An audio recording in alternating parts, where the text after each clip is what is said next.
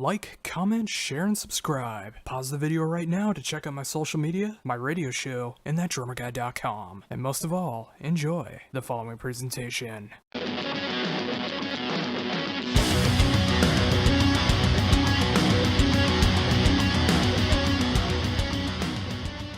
Hello. Hi, how's it going? Hi, Josh. How are you? I'm doing good. Thank you very much for taking time to do this interview. Thank you. It's quite exciting. Oh, yes. And yeah, I'm really looking forward to being able to do this. I really love what you guys do as a band. I've been a fan for a long time now, and the fact to be able to talk about this brand new album, which just came out today through Gentle Art of Music, I mean, it's a great timing to be able to show off what Frequency Drift is all about. Yeah. For me, it's quite exciting because, you know, a full confessional, this is my first interview. So be gentle on me, but I'm really looking forward to it. Well, that's an honor on my end. I'm glad to be able to help with your very first interview, and I'll try to make this as good of an experience as I can possibly make it. Awesome. So just a question, you're based in Minnesota, is that right? Yes. Yeah, interesting. What's it like there at the moment? I can't really imagine it. I imagine it as quite a cold place. Is that true? For the winter parts of the year, it is actually pretty cold. In the summer, it does get quite warm. Actually, today it's supposed to be snowing again. Even though it's midway through April now, it's going to be snowing again. So that's a little disappointing. But it's a pretty beautiful place to live. Awesome. Yeah, I've seen pictures. I always imagine it really pretty, but what do I know? Maybe one day I'll get to visit. Oh yeah, I mean, if you ever get the opportunity, I mean, there's a lot of great nature to enjoy around here. I mean, obviously there's still cities and everything, but there's a lot of great lakes and nature and forests and things that are around Minnesota. It's a beautiful place to look at. Sounds really serene. Oh, very much so. And of course, speaking of that, a good segue with that is the brand new album from Frequency Drift, which just came out today. How does it feel to have this new album out? It's a pretty cool feeling. So we've already seen the album in the stores, so physically looking at your album being on sale in your record store, there's just nothing quite like it. It's really cool. Yeah, and you know, it's so great to be able to see that too. I mean, you know, with the legacy that the band has had, and you know, just being able to see that 2018 is releasing a new album from Frequency Drift. I mean, it's really cool to be able to talk about it, and you know, it's just like there's so much. It seems like you need to be able to digest with this album, but it's such a great feeling to be able to do that from start to finish. I mean, there's so many layers and soundscapes that are going on. Yeah, I mean, it's difficult when you know, we've worked on this album for such a long time, me for the last year and Andreas and Larissa for longer than that, so it's been a long time in the making, and a lot of time and a lot of love has gone into this. So I think after a while you get a little bit sort of blind to what you're doing because you've listened to it so often, you've changed it so often, you've worked with it, that you need a couple of weeks maybe not listening to it, and then you can have a fresh listen to it. But I really wonder what it's like to hear it for the first time. So what were your impressions? With my impressions, at least for the new album, I mean, I was able to notice, like I said before, there was a lot of really cool soundscapes that are going on, a lot of great some cinematic feels that were going on, a lot of cool twists and turns that I wasn't really expecting either. And that, to me, that's what makes for a great album listen, is when you don't know what's going to be happening next, when you're trying to follow what the lyrics and the story that are being told, you want to know what's going to be going on throughout the entire album, and you're just so intrigued with what's going on, and going through it from start to finish, it just makes for a great listen. That's awesome. Intrigued is a good word, as I'll ever hope for. I mean, to pique people's interest and kind of keep them engaged, if you can manage to do that, that's quite a lot, I think, already. So with that, like you said, you spent a year working with this album. How did you approach your work when it came to the album? So Andreas and Larissa had quite a clear vision of where this album is going, sort of conceptually. They told me they were inspired by Japanese urban culture, which is a bit left off center. I mean, I never got around to asking them what made them think of that, but that was one of the things that they told me. So Japanese horror culture, ghost movies, Haruki Murakami novels, magic realism, and living in a city. So they gave me these themes. And it was really awesome because it was like an assignment. So I kind of scurried away, went to the library, read lots of Haruki Murakami, really immersed myself as much as I could into these themes, watched some manga films, and really tried to get a feel for it. And then the really sort of artistic part happened which was written at the time. Sort of the melodies were there. I changed some of them, but for the most part, they were there. The instrumentals were there. The only thing that was missing were the lyrics for the most part. So I kind of had the chance to really listen to each song and think, what is this song trying to tell? What's in there already that I can prize out? And what, in keeping with these themes, where does it fit? And it was so much fun. It was hard work, but so much fun as well. So, with looking at hindsights, I mean, what was it like to be able to explore this new kind of lyrical territory for yourself? It felt a little bit like, because normally when you do stuff by yourself, like when I write a song by myself, there is no anchor. It's just like, oh, what do I want to write about? Okay, let's see what happens. When there is a theme or a topic, it restricts you on one hand, but that restriction kind of gives you some security and opens up new options because you explore in directions that you wouldn't have otherwise. And that was a really nice process for me. Yeah, and that's always a cool thing, and I imagine that's really got to help with inspiration and creativity going forward when you are able to adapt to these situations that you're not normally used to, but when you're able to complete and do something that you're proud of at the end of it. I imagine going forward, there's just going to be so many new ideas that you might not have thought of that you can use in the future. Oh, absolutely, totally. I mean, I have no particularly strong contact with Japanese culture. I can't really say that I've had any background in it, and you learn a thing or two. I got to learn about Japanese horror culture, which that was one of the themes that I thought was most interesting. Because what I learned is that when you look at sort of our sort of Western culture, let's say, sort of European, North American kind of horror, it's usually, creaky mansions and forests and graveyards and places that feel kind of quite in the past, because you can easily just go back to your place and then you've got the internet there and your computer and everything is sterile and modern, and that's not a place where ghosts would go. In Japanese culture, it seems though that ghosts are sort of living on the substrate of water or electricity, so Japanese ghosts are quite happy to live in modern civilization. Does that make sense? Oh yeah, totally. And again, that's what makes it so intriguing. It's like just like you said with most of Western horror culture. I mean, it is so focused on the past. With Japanese horror culture, I mean, it's more focused on the present day. Which it's got its pros and cons, obviously, for horror. But it's just like when you're not familiar with it. I mean, it opens your eyes to a lot of things that you may not have known. Yeah, and even if you look at movies like The Ring, for example, which is an adaptation of a Japanese film that they call Ringu, which is quite funny, I think. But there you get the story of a ghost coming out of a television set, which is not your classical horror story. Usually ghosts come out of, cemeteries or something. But what it means is that there is no place you're safe. And all of a sudden, there could be a ghost in your mobile phone. There could be, spirits haunting your electric devices. And you can take this whole thing further, think about the Internet of Things. And I mean, I don't know. I don't explicitly believe in ghosts. What I do believe in is that they can give you the heebie-jeebies if you think about them too much, but I don't think necessarily that makes them true. But even so, the eerie feeling, much more eerie when it's not in some sort of faraway place, but when it could be happening right here, right now. Do you know what I mean?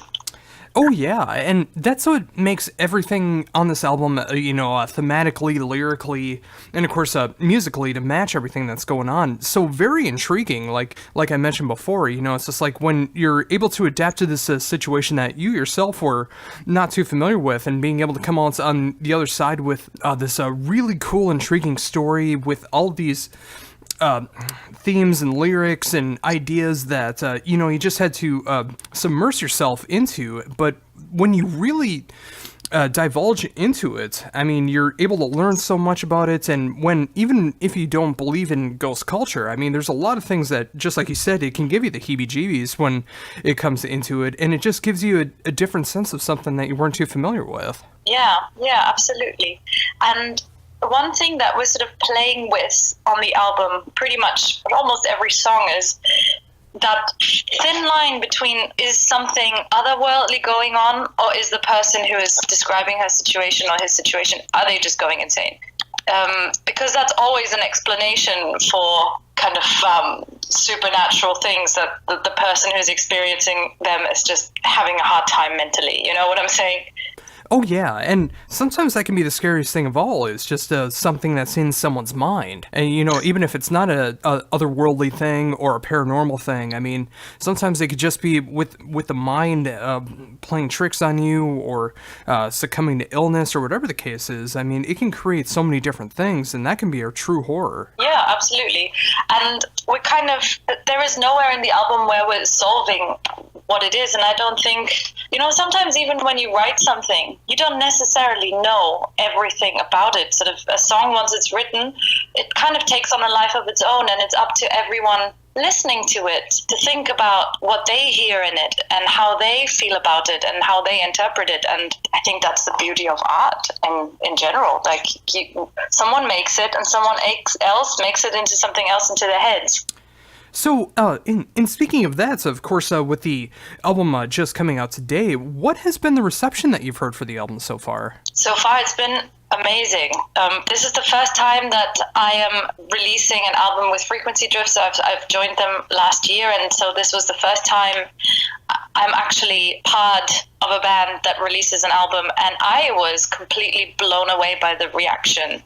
There was some really lovely things that people said about how the band works together, about how they change their style but still remain true to their roots. And the reception has been fantastic.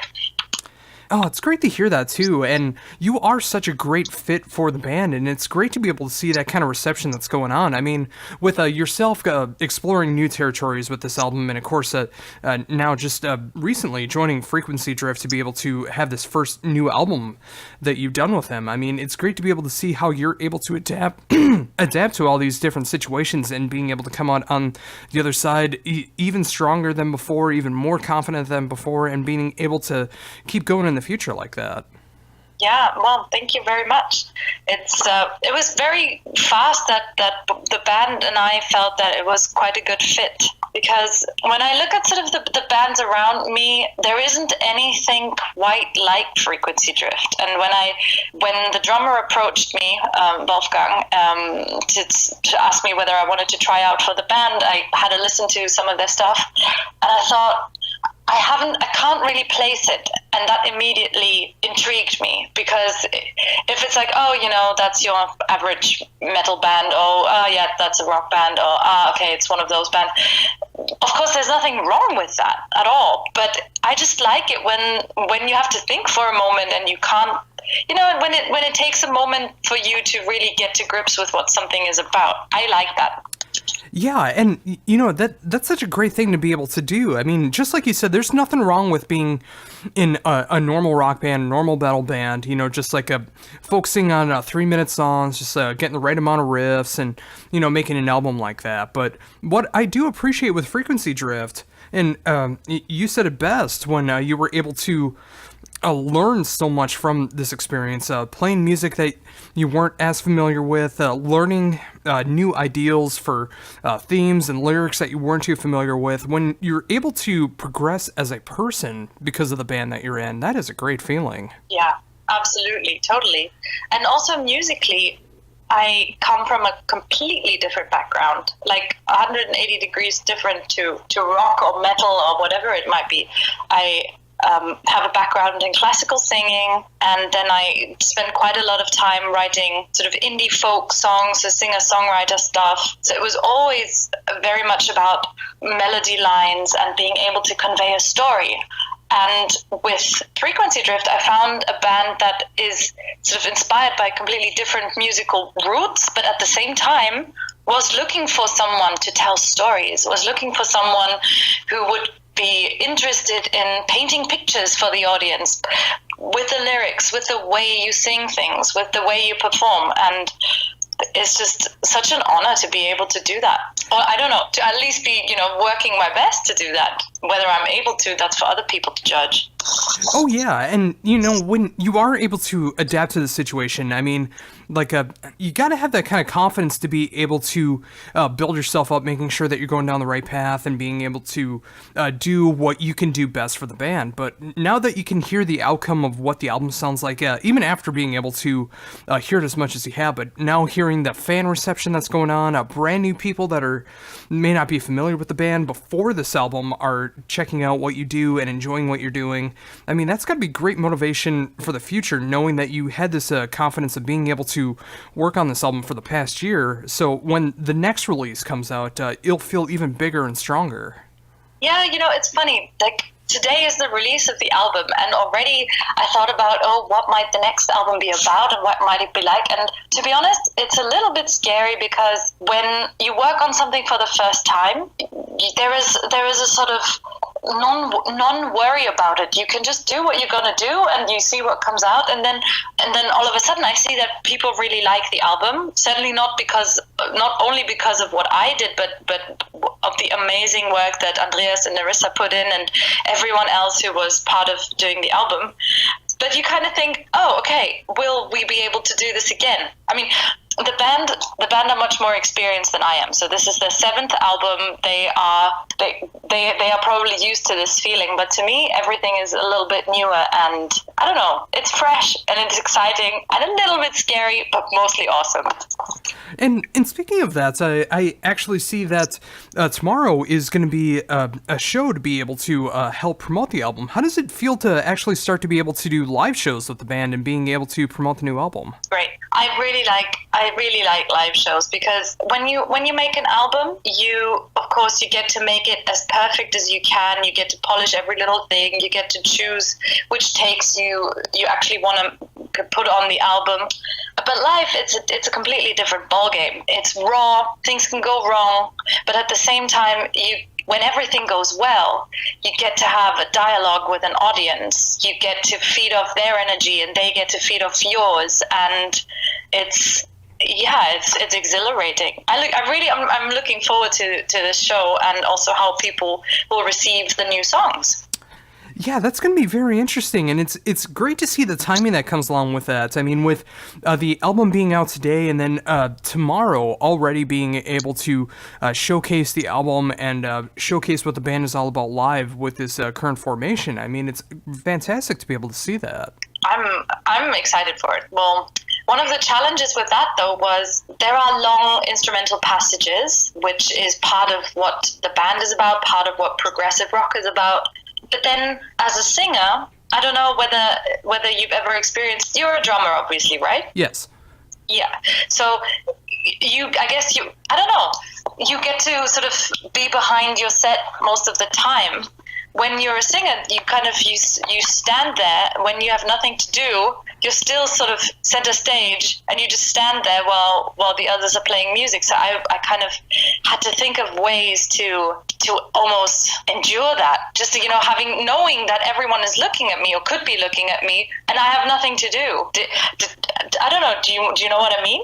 Oh, yeah, I can absolutely imagine that. I mean, of course, just depending on the type of music that's being played, I mean, that can happen with any member of the band, whether they're doing vocals or instrumental or whatever the case is. There's always going to be moments like that, especially with progressive rock, and when it comes into the vocals like that, when there are instrumental passages. I mean, I can always see that in the live setting that there could be that wanting or need of trying to figure out what to do. But I imagine with how much you've been able to adapt to everything that's been going on with this band, that I imagine with the live shows, I mean, it's just going to play out perfectly like that. Yeah, we've started some little experiments. So I guess for some of the passages, it's absolutely fine just to feel immersed in the music, which is not hard to do. And then for others, I've decided to try out some performance art elements. So kind of working with props, and I'm not going to tell too much about what exactly is going to happen, but there's just going to be some little elements here and there to hopefully make it visually interesting as well. Oh yeah, and I wanted to be a little elusive about that as well, just making sure that the live shows can be a bit more of a surprise, just in case anyone hears this before being able to see Frequency Drift live. So, I mean, it's great to see that the ideas are there, and starting tomorrow, you'll actually be able to put those into fruition, see what works, what doesn't work, and just making it for the best live show possible. Yeah, fingers crossed. And of course, with that, I mean, all the way through 2019, I mean, I see that there's shows that's going to be getting lined up as well. I mean, it's got to be great feeling to be able to have these great special shows, to be able to show off what the band is all about, being able to promote the new album, and just get everything out there. I mean, it's got to be awesome to be able to hit all these different territories and being able to show off the music like that. Yeah, I'm looking forward to that too. And since this is an English-speaking interview, I think that the one to mention is the Summer's End Festival in Chepstow, England. So I've lived in England for 6 years, so I'm particularly excited to go back and have some of my friends there, maybe see the show, and just play there. And I wish we could come to America too, but that's not on the cards just for the moment. So maybe that'll happen at some point. I'd love that. We'll see.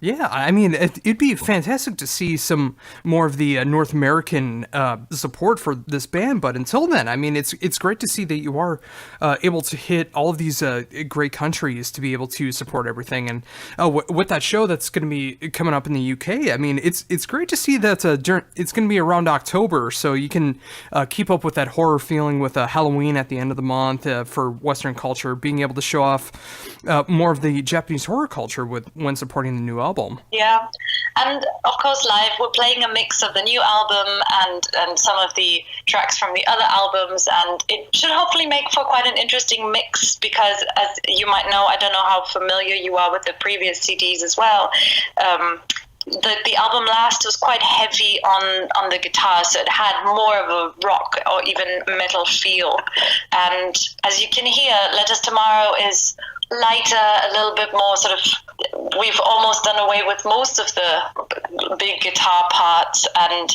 I hope that live that makes for a nice contrast, because nobody wants to be bored, right, listening to the same thing for a long time. It's good to change it up and have some hard parts and have some light parts and some sweet parts and some dark parts, and I think it's usually the mix that makes it. Oh yeah, I couldn't agree more, and it's great to see that most, if not all, eras of the band are getting represented live. I mean, of course, being able to promote the new album is such a great feeling, and with it being your first album with the band, I mean, that's got to be a great feeling to be able to show off the work that you're a part of. But how is it for you going back into the past catalog and being able to learn those sounds and being able to start incorporating those live? Some of them I felt a quick connection to, and I felt like I could sort of click with the story, and I found it easy. Others took me a little bit more time, but I think it's part of what being a musician is about. So it's great to write your own stuff, and it's great to convey your own feelings and make it your own. But there's also a skill in taking something and making it your own. It's different, but it's also something that I enjoy. And yeah, I look forward to playing all of the songs. You know, after a while, they all kind of become yours. Do you know what I mean?